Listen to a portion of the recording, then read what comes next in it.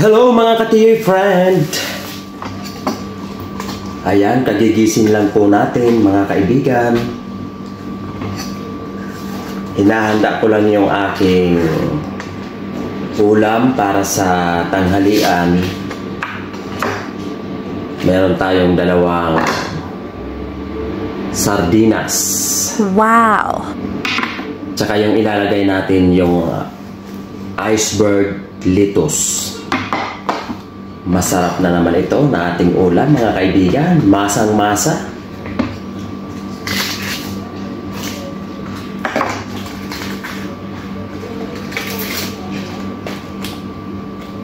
Masarap naman yung ating gulay.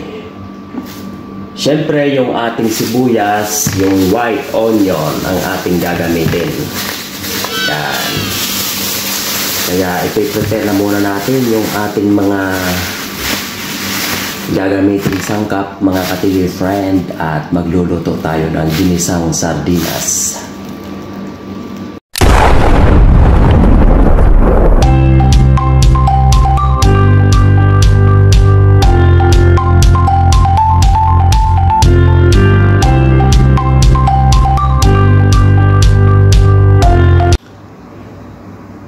Ayan, nakaready na po mga kaibigan ang ating mga sangkap sa ating paggigisa ng sardinas. Luto time na tayo mga ka-TJ friend. Simula na tayo sa ating paggigisa mga ka-TJ.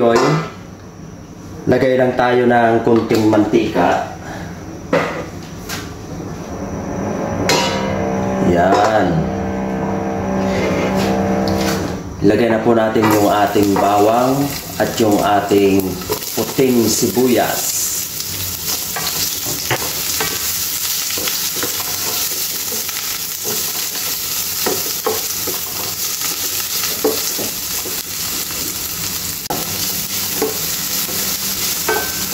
Ayan, dahil golden brown na yung ating bawang mga kaibigan, ilagay na po natin yung ating sardinas. Wow! Isang kulay green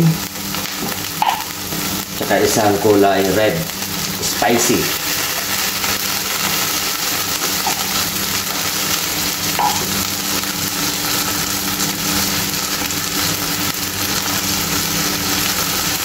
Lagay lang tayo ng tubig. Yan.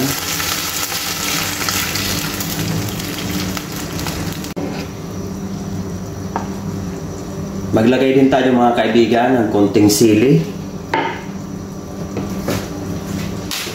Yan, taktakan po natin yan ng paminta.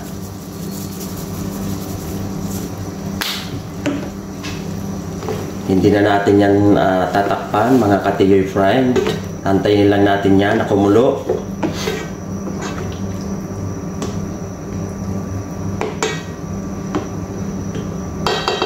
Napakasustansya ng ating ulam ngayon mga kaibigan. Mura at kayang-kaya ng inyong budget.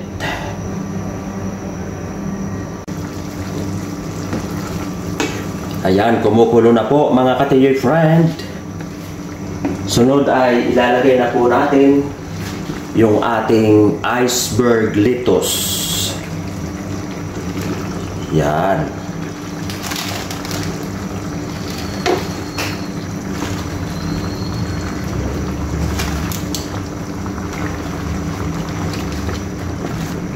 Dami oh. Kapag naluto na yan, kukunti lang yan mga ka-TJ friend. Ayan. So takpan lang natin yan ng mga 3 minutes.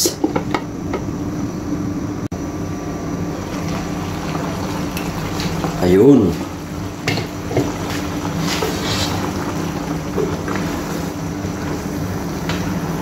Dahan-dahan lang tayo sa paghalo para hindi matapon yung ating gulay.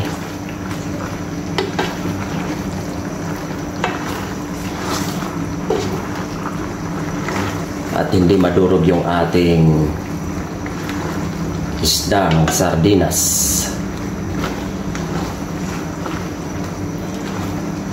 Gusto ko kasi nito mga katiyoy friend, half cook lang yung ating gulay. Ayan. Siyempre, maglagay tayo ng konting asin. Konti lang. Yan. Tsaka konting seasoning. Ayan. Okay.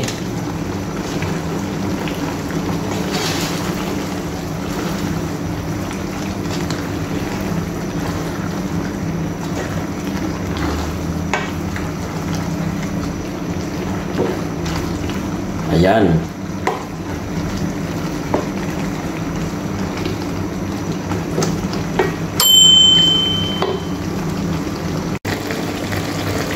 Ayan, luto na po mga kaibigan ang ating ginisang sardinas. Patayin na po natin yung apoy. Kakain na po tayo. Yan. Yummy yummy. Sarap po. Let's eat.